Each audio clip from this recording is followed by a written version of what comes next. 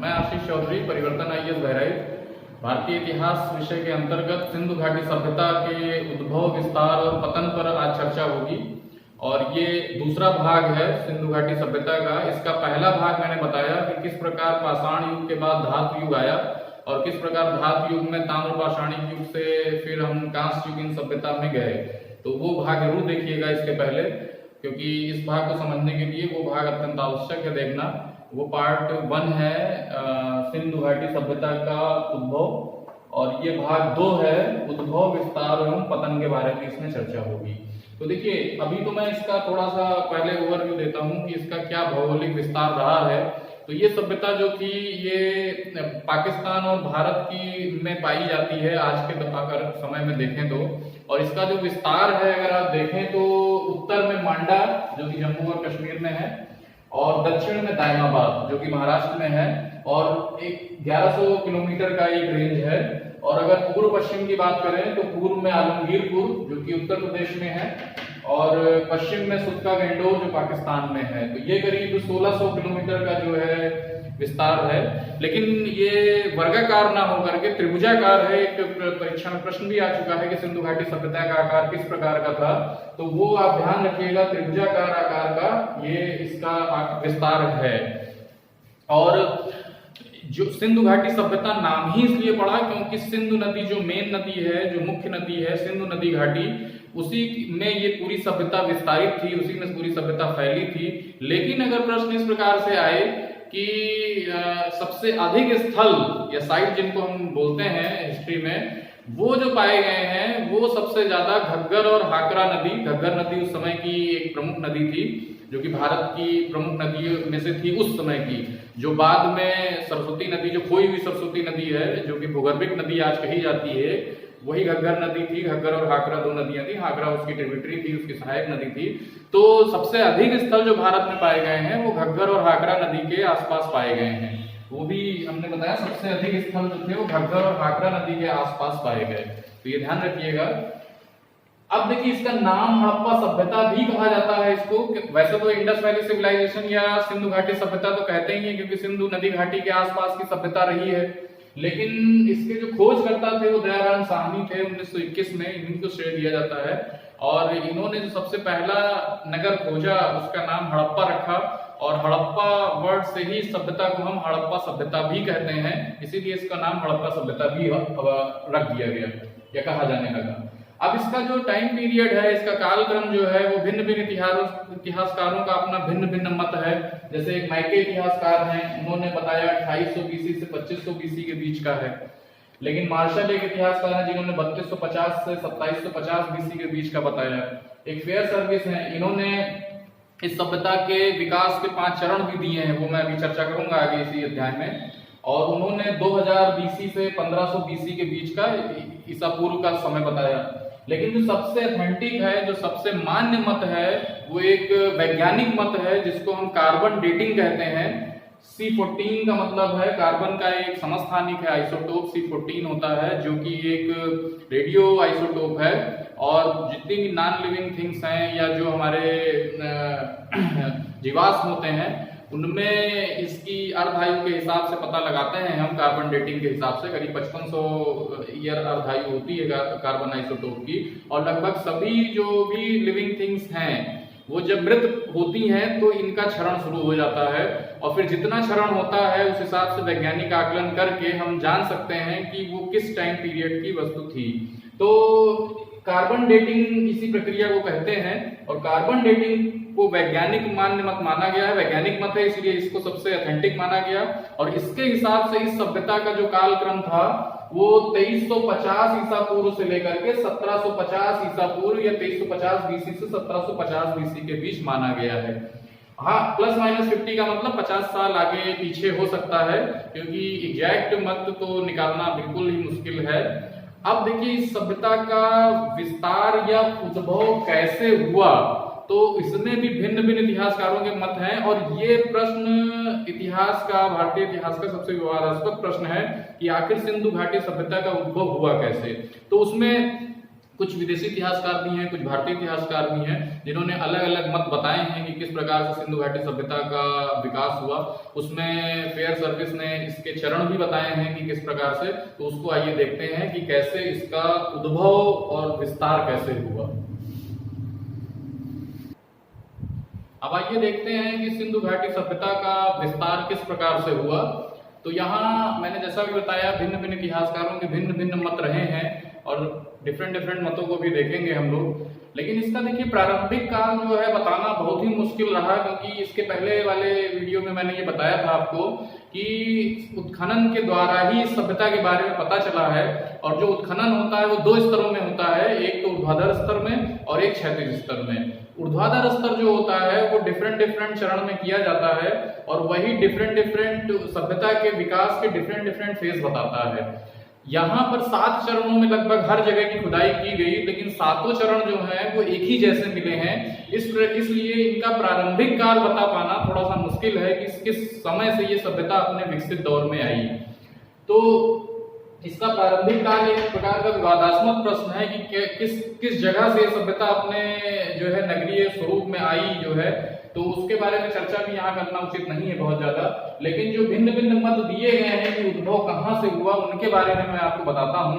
जैसे द्रविड़ सभ्यता द्वारा, एक द्रविड़ियन सभ्यता जो हमारी रही है यहाँ भारतीय सभ्यता, उसमें उनके द्वारा बताया जाता है कि सिंधु घाटी सभ्यता का उद्भव हुआ, जिसके जो मत के मानने वाले हैं राघवदास बनर्जी हैं।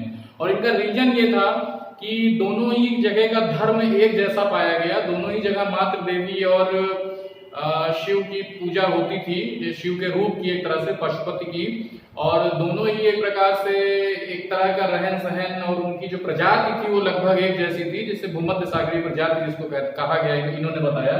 तो इस तर्क पर इन्होंने बताया कि ये द्रविड़ सभ्यता के द्वारा इनका विकास हुआ एक तरह से, क्योंकि द्रविड़ सभ्यता बहुत बाद में भी अपने ग्रामीण दौर में रही, लेकिन सिंधु घाटी सभ्यता विकसित होकर के नगरीय दौर में चली गई। इसलिए इनका ये मत था कि द्रविड़ सभ्यता के लोगों ने ही इस सभ्यता का विकास किया हो। लेकिन बहुत सारे अंतर हैं। ये एक प्रकार की द्रविड़ सभ्यता हमेशा से पशुपालक सभ्यता रही है, विचरण उनका घुमंतु जीवन रहा, लेकिन सिंधु घाटी सभ्यता एक प्रकार से जो है स्थायी सभ्यता बन गई और वहां का जो मेन बेस था वो व्यापार और वाणिज्य था। तो इस प्रकार इस मत को भी बहुत मान्य मत नहीं कहा गया, बाद में इसके विरोधाभास में बहुत सारे मत आए। फिर एक मत आया कि आर्यों द्वारा स्थापित सभ्यता, इसको लक्ष्मण स्वरूप और रामचंद्र नामक इतिहासकार ने दिया कि ये सभ्यता आर्यों द्वारा विकसित हुई, क्योंकि उन्होंने बताया कि ये जो क्षेत्र है वो एक ही है, जो आर्यों का क्षेत्र है वो इनका क्षेत्र भी था। यहाँ देखिए सही नहीं है, यहाँ भिन्न भिन्न मत हैं। तो इस चीज को आप ये मत सोचिएगा कि परीक्षा में प्रश्न है तो द्रविड़ सभ्यता द्वारा, आर्यों द्वारा, या अलग अलग इतिहासकारों ने एक अनुमान लगाया है, अपने अपने तर्क दिए हैं, वो तर्क बाद में गलत भी हुए, इसलिए कोई मान्य मत उसको नहीं माना गया, लेकिन अपना डिफरेंट उन्होंने अपना एक रीजन दिया है चीजों का। जैसे इन्होंने रीजन दिया कि जो क्षेत्र है वो एक ही था, लेकिन आर्यों और सिंधु घाटी सभ्यता के लोगों में बहुत अंतर था। बाद की खोजों ने जब आर्यों की सभ्यता के बारे में हमने इतिहास लिखा तो उसमें पाया कि बहुत सारे अंतर पाए गए, तो वो बिल्कुल भी मत मान्य नहीं पाया गया। फिर डी.टी. कौशाम्बी और व्हीलर और गार्डन चाइल्ड, ये 3 इतिहासकार थे जिनका मानना था कि मेसोपोटामिया सभ्यता का ये एक उपनिवेश था। मीन्स कि यहाँ का विकास मेसोपोटामिया सभ्यता के द्वारा किया गया है। इसके पीछे उन्होंने रीजन दिया कि दोनों ही नगरीय सभ्यता थी, दोनों में व्यापार वाणिज्य था, दोनों एक जैसे थे, लेकिन इसके बावजूद भी बहुत अंतर रहा है, क्योंकि मेसोपोटामिया की सभ्यता में हमेशा जो घरों में कच्ची ईंटों का प्रयोग किया गया, जबकि सिंधु घाटी सभ्यता के लोगों ने पक्की ईंटों से घर बनाए। दूसरा, लिपि में बहुत अंतर था। उनकी लिपि जो थी वो कीलनुमा लिपि थी और उसमें 400 के करीब अल्फाबेट्स थे, जबकि सिंधु घाटी सभ्यता की जो लिपि थी वो पिक्टोग्राफिक है, जिसको हम चित्रात्मक लिपि कहते हैं, चित्र के स्वरूप के रूप में पाई गई। तो दोनों की लिपियों में बहुत सारा अंतर था। फिर दोनों के रिलीजन में भी अंतर पाया गया एक तरह से, और तमाम सारे अंतर पाए गए। घरों के नगर योजना में सबसे बड़ा अंतर पाया गया, क्योंकि मेसोपोटामिया सभ्यता का जो नगर योजना थी वो वेल प्लान्ड बिल्कुल नहीं थी। बिल्कुल जैसे इधर उधर तितर बितर शहर थे, लेकिन हमारी जो ये सिंधु घाटी सभ्यता है, यहाँ की नगर योजना ही इसे अन्य सभ्यताओं से एक विशेष रूप दे देती है। क्योंकि नगर योजना के बारे में जब मैं अभी बताऊंगा आपको, तो यहाँ की नगर योजना वेल प्लान ग्रिड पैटर्न पे बनाई गई है। वो क्या है ग्रिड पैटर्न, वो बताऊंगा। आप आधुनिक युग में समझ लीजिए कि आज जो सोसाइटीज नए नए डेवलप करती हैं इंफ्रास्ट्रक्चर को एक विकसित रूप में, कि हाँ पूरी प्लानिंग के साथ, वही उन लोगों के पास था। क्योंकि जितने भी शहर पाए गए उनमें जो नगर बसाए गए वो पूरे वेल प्लान तरीके से बसाए गए। अब अमलानंद घोष एक इतिहासकार हैं जिन्होंने बताया सोधी सभ्यता एक राजस्थान के बीकानेर क्षेत्र की एक ग्रामीण सभ्यता थी, और उन्होंने बताया कि उसके विकास से धीरे धीरे वो क्षेत्र जो है डेवलप होते होते सिंधु घाटी सभ्यता में परिवर्तित हुआ। लेकिन इसके ज्यादातर जो क्षेत्र थे वो राजस्थान के बीकानेर क्षेत्र से काफी दूर दूर तक पाए गए। जैसे हड़प्पा मोहनजोदड़ो की दूरी इस स्थल से बहुत ज्यादा दूर है, तो ये कहा गया कि सोधी सभ्यता से इसका उद्भव हुआ हो, ये कोई बहुत मान्य मत नहीं है। फिर लास्ट में जो है रोमिला थापर और फेयर सर्विस और एक दो और इतिहासकार थे जिन्होंने ये मत दिया कि जो बलूची ग्राम संस्कृतियां थी उन्होंने विकसित हो करके अपना नया स्वरूप प्राप्त किया, जिसे हड़प्पा सभ्यता या सिंधु घाटी सभ्यता कहा गया। और ये बलूची ग्राम संस्कृतियां कहाँ की हैं, जो आज का बलूचिस्तान है। पिछले वीडियो में मैंने बताया है आपको डिटेल में कि उसमें क्वेटा कल्चर है, जाप कल्चर है, नाल कल्चर है, कुल्ली कल्चर है। और ये बलूचिस्तान की बलूची ग्राम संस्कृतियां थी जहां पर शहरीकरण की शुरुआत हुई, या जिन्होंने अपनी ग्राम्य संस्कृति को बदल करके एक शहरी संस्कृति में परिवर्तित करना शुरू किया, और उन्हीं से जो है सिंधु घाटी सभ्यता का विकास हुआ। और उसके लिए फेयर सर्विस ने 5 चरण बताए हैं विकास के, कि किस प्रकार सिंधु घाटी सभ्यता ग्राम्य संस्कृति से एक विकसित संस्कृति में बदल गई। तो उस चरण को आइए हम देखते हैं कि क्या चरण थे। अब देखते हैं फेयर सर्विस ने कैसे इस सभ्यता के विकास के 5 चरण को बताया है। तो फेयर सर्विस ने इसमें बताया जो पहला चरण था वो सीमित कृषि और ग्रामीण जीवन।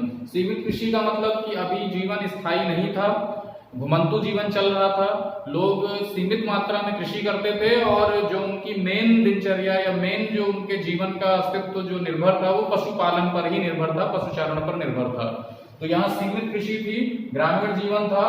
ये शुरुआत 3300 बीसी के करीब हो चुकी थी, और यही बलूचिस्तान का वो एरिया है बलूची ग्राम संस्कृतियों का जहां पर इनकी शुरुआत हुई थी, जिसमें मुंडी घाट, डाबर कोट, राना गुंडई, लोरलाई घाटी और तमाम सारे क्वेटा घाटी के क्षेत्र ये सब आते हैं। तो यहाँ से इनकी शुरुआत एक तरह से सीमित कृषि के रूप में शुरू हो गई।